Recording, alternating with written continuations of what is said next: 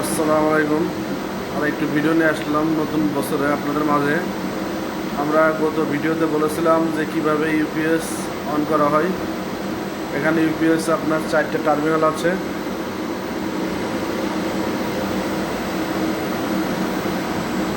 চারটা টার্মিনালে প্রথমে আমরা বাইপাস মোড অন করবো।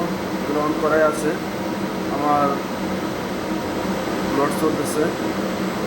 এটা অন করার পরে আমরা 2 সেকেন্ড বা 4 সেকেন্ড ওয়েট করার পরে এখানে মেন ইনপুট আছে। মেন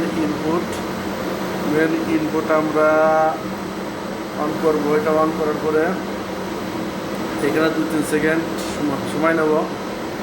2-3 সেকেন্ড সময়ের পরে আমরা আউটপুট এটা অন করব।